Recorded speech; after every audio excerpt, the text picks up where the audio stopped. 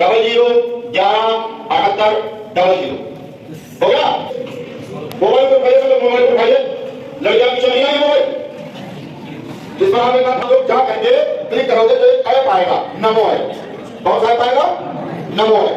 उसमें कोई सुविधा करती है तो अंकित जी रखे हुए ये दोनों लिंक पर आपको जाना है, आपके मोबाइल में इंस्टॉल हो जाएगा। उसमें ट्विटर भी है, इंस्टाग्राम भी है, फेसबुक भी है, सारे मीडिया के प्लेटफॉर्म क्या क्या। नमस्कार दोस्तों, जनपद सीतापुर के रामपुर मथुरा क्षेत्र के बांसुरा एसकेवी एजुकेशन महाविद्यालय में पहुंचे हैं और आज यहां पर एक कार्यक्रम किया गया था। नमो नो मतदाता के जो छात्र छात्राएं यहां पे मौजूद हैं, जो पढ़ने आते हैं, उनको बताया गया है, उनको जागरूक किया गया है कि मतदान करना कितना ज़रूरी है। और दूसरी बात, यहां पर प्रधानमंत्री नरेंद्र मोदी का लाइव प्रसारण भी जो है छात्र छात्राओं ने सुना है। और मुख्य अतिथि के रूप में सुधाकर शुक्ला, जो कि भारतीय जनता पार्टी के जिला उपाध्यक्ष हैं, यहाँ जो ये कार्यक्रम कर रहे हैं, तो इसका उद्देश्य क्या है सर? नमस्कार। पहले तो मैं आपके चैनल के माध्यम से बताना चाहूँगा कि जो नमो नौ मतदाता सम्मेलन है, उसमें आज हम सब लोगों ने इस महाविद्यालय के प्रांगण में छात्र छात्राओं से संवाद किया। हमारे भारत के यशस्वी प्रधानमंत्री आदरणीय नरेंद्र मोदी जी ने लाइव संवाद किया। 11 बजे से 12 बजे तक लगभग वो सभी देश के छात्र छात्राओं से जो प्रथम बार मतदाता बने हैं, उनसे अपनी बात को संवाद करते हुए रखा है। उन्होंने बताया कि आपका एक वोटर, एक मतदाता जो अपना वोट देता है, वो किस तरह से मूल्यवान है। एक वोटर से आप देश की व्यवस्था को बदल सकते हो, अपने सांसद को, अपने एमएलए को चुनते हो, और एक आपका जो वोट है वो देश की राजनीति में आपकी आर्थिक व्यवस्था को, आपकी राष्ट्र की व्यवस्था को कैसे परिवर्तन कर सकता है। हम आप सब देख रहे हैं कि विश्व में भारत आज G20 का नेतृत्व कर रहा है। यशस्वी प्रधानमंत्री जी ने एक बहुत बड़ा संकल्प लिया है कि जब 15 अगस्त 1947 को भारत आज़ाद हुआ था, उसके ठीक 100 वर्ष पूर्ण होने पर, जब भारत 2047 में 100 वर्ष पूर्ण करेगा, तो उसमें भारत पूर्ण रूप से विकसित राष्ट्र हो। हमारे युवा इतने शक्तिशाली और मजबूत हों कि आर्थिक तौर पर जब ये किसी देश में जाएं तो परिचय के मोहताज ना हो, आर्थिक, मानसिक एवं सामाजिक रूप से इतना समृद्ध भारत हो कि हम विश्व पटल पर अपनी एक समृद्ध विरासत को लेकर के आगे बढ़ें। भारत को विश्व गुरु बनाने का जो एक सपना है, तो कैसे होगा विश्व गुरु? जब हमारा प्रत्येक छात्र, छात्रा, हमारा हर किसान, हमारा नवयुवक आत्मनिर्भर होगा, हमारा देश आत्मनिर्भर होगा। आप देख रहे हो कि अभी इलेक्ट्रॉनिक क्षेत्र में हम लोग आगे बढ़ रहे हैं। सौर ऊर्जा पूरे देश में अभी 22 तारीख को प्रधानमंत्री जी ने घोषणा किया। हमारे वाहन डिजिटल तौर पर सब बैटरी से चलने वाले, चाहे ई रिक्शा, स्कूटी, बसेस सब चल रहे हैं। हमारी ट्रेनें इलेक्ट्रॉनिक से संचालित हो रही। तो हम जो दूसरे देशों से डीजल, पेट्रोल लेकर के आ रहे हैं, तो हम आत्मनिर्भर ऐसे हो जाएंगे। हमारे किसान जो पहले खाद लेते थे, हमारी छोटी सी पैकेट में एक आ रही है यूरिया, डीएपी आती है, नैनो डीएपी को हम लोग ड्रोन के माध्यम से छिड़काव करते हैं। तो फसल को हम 2 कुंटल से 3 कुंटल, 3 कुंटल से 4 कुंटल ऐसे बढ़ा रहे हैं। किसानों को हर समय पानी मिल जाए, इसके लिए बिजली हर समय उपलब्ध कराई जाती है। छोटे छोटे गाँवों को सड़कों से जोड़ा जा रहा है। जो छोटे हमारे गाँव के गरीब हैं, उनको आवास दिया जा रहा है, शौचालय दिया जा रहा है, किसानों को किसान सम्मान निधि दी जा रही, वृद्धावस्था पेंशन दी जा रही। ऐसे अनेक रोजगार परक चीज़ें जो हम दे सकते हैं कौशल विकास मिशन के तहत, प्रधानमंत्री कौशल विकास योजना, ऐसे बहुत सारे कार्यक्रमों को चला करके गांव के छोटे छोटे लोगों को हम 1 लाख रुपए तक का ऋण देते हैं, जिससे कि रोजगार उनके बढ़ें। ऐसे तमाम क्रांतिकारी। राम मंदिर को लेकर के कुछ लोगों का सवाल रहता है कि जैसे कि भगवान है, वो सभी के दिलों में है, सभी के मन में है, तो मंदिर की क्या जरूरत थी? इससे स्कूल बनते और अस्पताल बनते, तो देश तभी बदलेगा जब स्कूल बनेंगे। तो लोगों का कुछ सवाल रहता है, इस पे क्या कहेंगे? आपको बताना चाहता हूं कि आपने बहुत पहले देखा होगा कि हमारे पास एक ही चीज़ थी। जब कोई विश्व का बड़ा राजनीतिक प्रतिष्ठित व्यक्ति किसी दूसरे देश का आता था, चाहे दूसरे देश का प्रधानमंत्री या राष्ट्रपति हो, तो हम ताजमहल दिखाने ले जाते थे। भारत के लोगों की एक आस्था का केंद्र है राम मंदिर। उससे हम अपने गौरव को, अपने वैभव को, अपनी आस्था को प्रतीत करते हैं और व्यक्त करते हैं। और भगवान, आपने जैसा बताया कि सबके हृदय में वास करते हैं, फिर भी हम लोग, जैसे मान लीजिए कि हमको इस वायुमंडल से हवा मिल रही है, ऑक्सीजन मिल रहा, पानी मिल रहा, फिर भी हमें जीने के लिए भोजन चाहिए। तो हमें पूजा करने के लिए, अपने ऊर्जा को, पॉजिटिव एनर्जी को पाने के लिए एक मंदिर की आवश्यकता थी, और भारत के लोगों का आस्था का केंद्र था। 500 वर्षों से बहुत सारे लोग इसकी प्रतीक्षा कर रहे थे। भारत ही नहीं, अपितु पूरे विश्व के लोगों की एक आस्था राम मंदिर के प्रति जुड़ी हुई थी और वह 22 तारीख को पूर्णतः कुछ शंकराचार्य जो वहाँ पे जो निमंत्रण को ठुकरा दिया, और दूसरी बात जो राहुल गांधी है कांग्रेस से, उन्होंने भी निमंत्रण को ठुकरा दिया, अखिलेश यादव ने भी, कई लोगों ने निमंत्रण को ठुकरा दिया है, उनको क्या संदेश देना? पूरे विश्व के लोगों का आस्था का केंद्र है। आपने social media, Twitter, Instagram, news channels, आप जैसे यूट्यूब चैनल्स के भी माध्यम से आपने देखा होगा, पूरे विश्व के लोग आस्था का केंद्र उसको मानते थे और मान रहे हैं। सब लोगों की आस्था का केंद्र है राम मंदिर। इसी के साथ मैं आपको और दूसरी चीज़ बता देना चाहता हूँ, जब हमारे भाव, हमारे मन और आत्मा कहीं से जुड़ी होती है तो उसमें कोई भी इफ बट लेकिन परंतु को लोग स्वीकार नहीं करना चाहते हैं।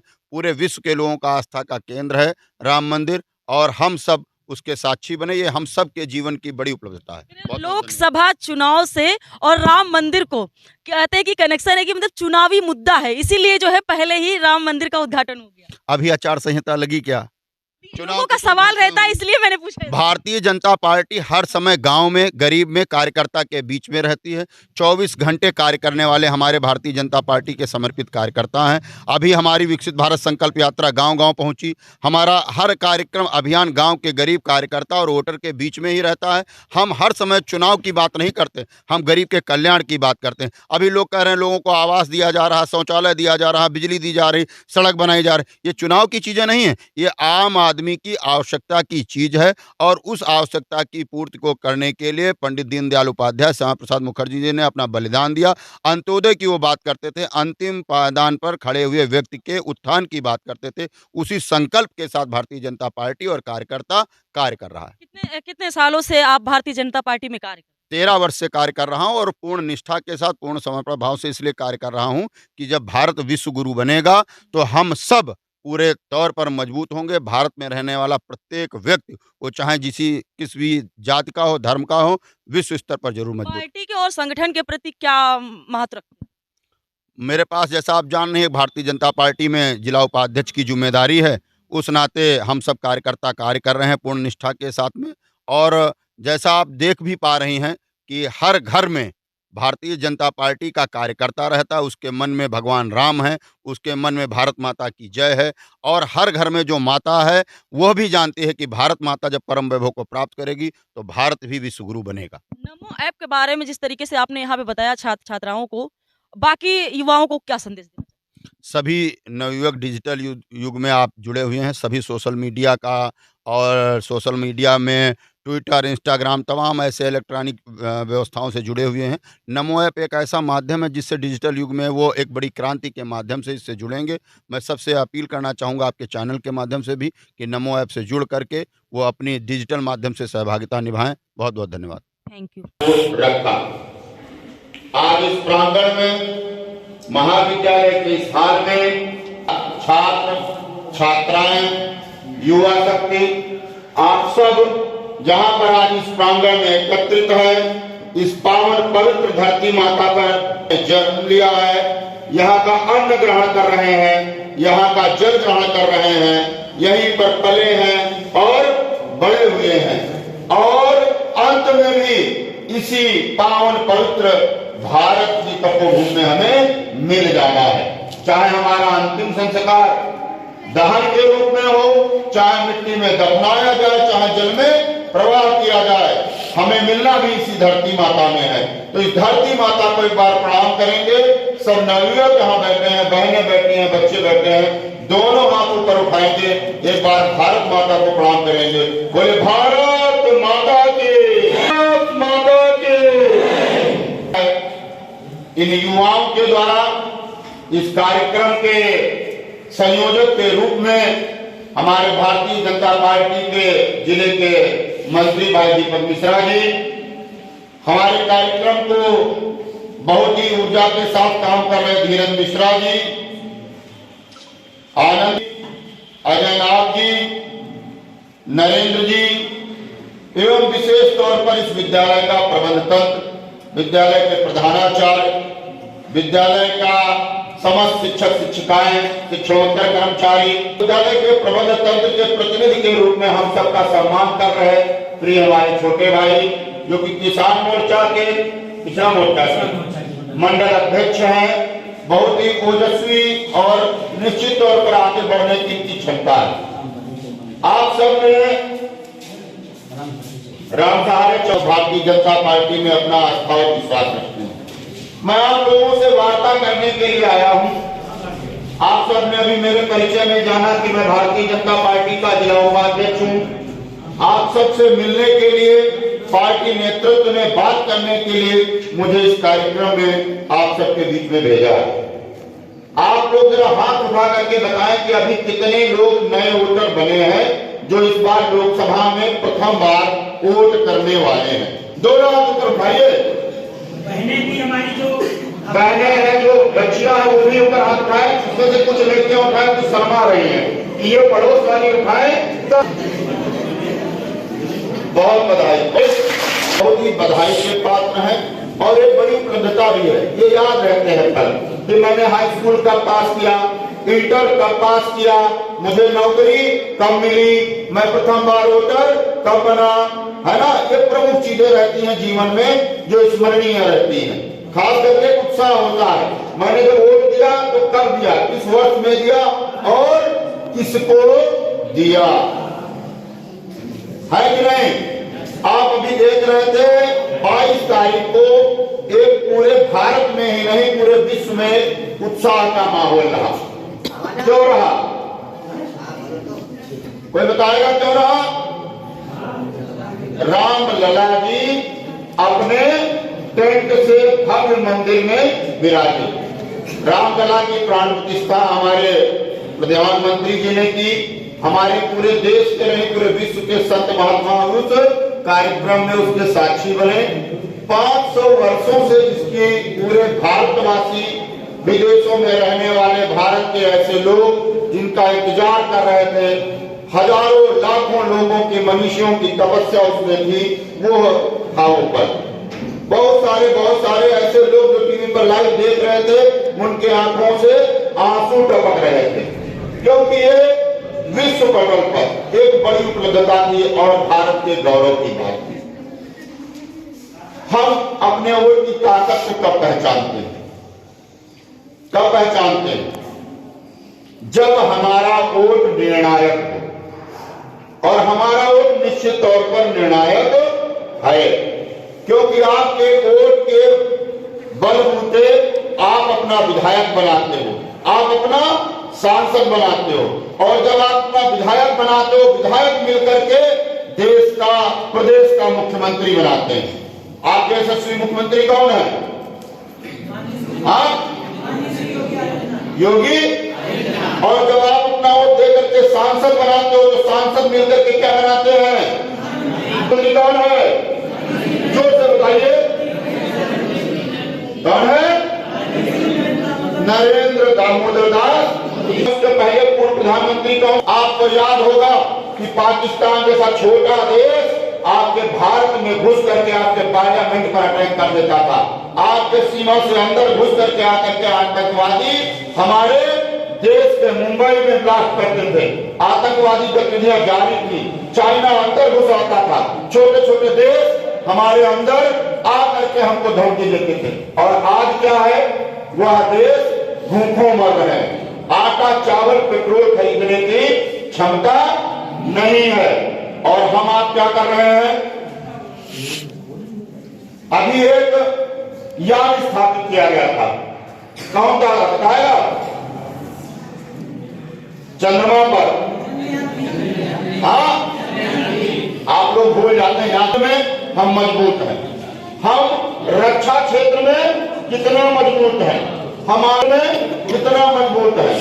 मोदी जी नेतृत्व तब कर पा रहे हैं जब आप लोगों के वोट की ताकत है। और आपके देश का ही नेतृत्व नहीं कर रहे हैं, वो G20 के माध्यम से 20 देशों का नेतृत्व कर रहे हैं। कितने देशों का? 20 देशों का नेतृत्व कर रहे हैं। आप लोग पढ़ रहे हैं, अभी छात्र हैं, छात्राएं हैं, नवयुवक हैं, प्रथम बार मतदाता बने। हम सब लोगों के मन में एक संकल्प होता है, एक सपना हो, अपने लाइफ में कुछ करेंगे, बढ़ेंगे।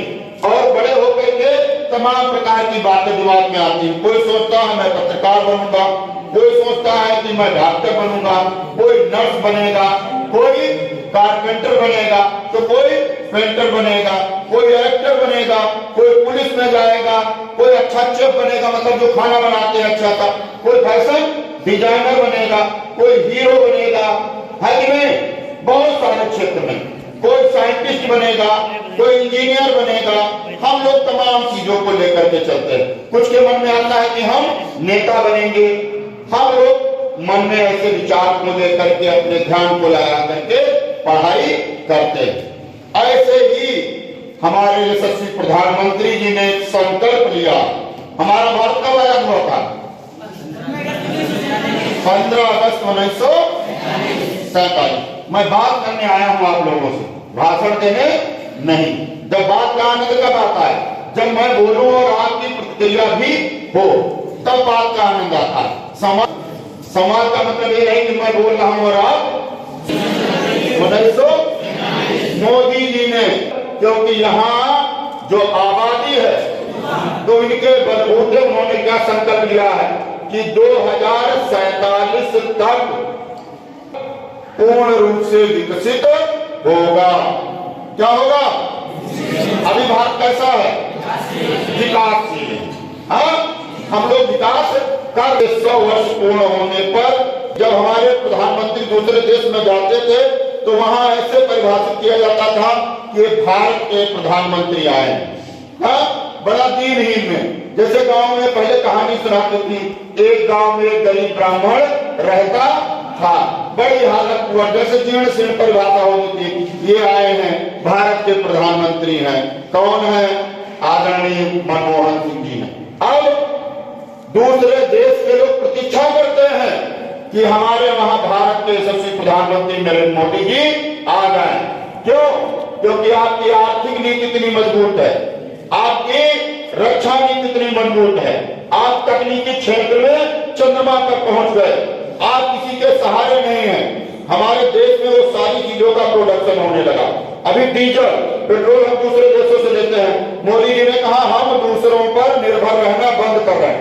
इलेक्ट्रॉनिक व्यवस्था चालू, कार आ रही बैटरी वाली, स्कूटी, ई रिक्शा, बस सब कैसे चलेंगी?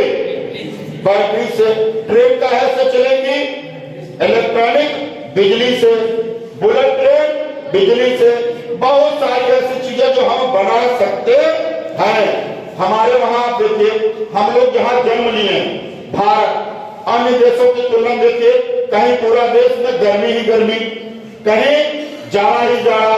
भारत में सबसे पवित्र प्रदेश उत्तर प्रदेश है कि नहीं? आप जाड़े का आनंद लीजिए, गर्मी में गर्मी का, बरसात में बरसात का।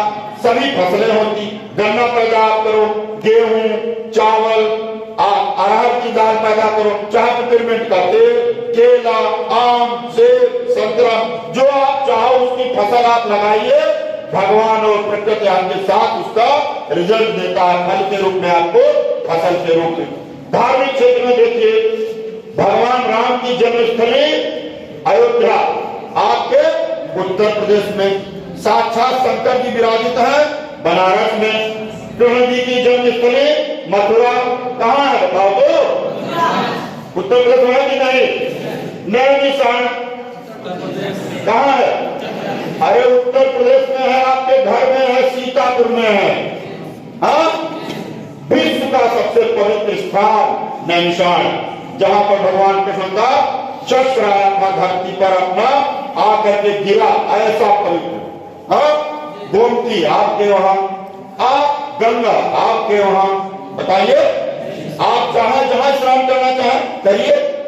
धार्मिक क्षेत्र में आप देखिए, आबादी के क्षेत्र में आप नंबर 1 पर, क्षेत्रफल की दृष्टि 5 प्रदेशों में आप आते हो। हर क्षेत्र में IAS IPS बन है, क्योंकि उनकी मेधा को कहने का विशेष करके हर जात के, हर बिरादरी के लोगों का चयन हुआ। अब योगी आदित्यनाथ मध्य प्रदेश के, मोहन यादव जी राजस्थान के, भजनलाल शर्मा जी छत्तीसगढ़ के, विष्णुदेव साय जी हिमाचल के, इसी तरह से बहुत सारे, मुर्मू जी महामहिम राज्यपाल आनंदी के बने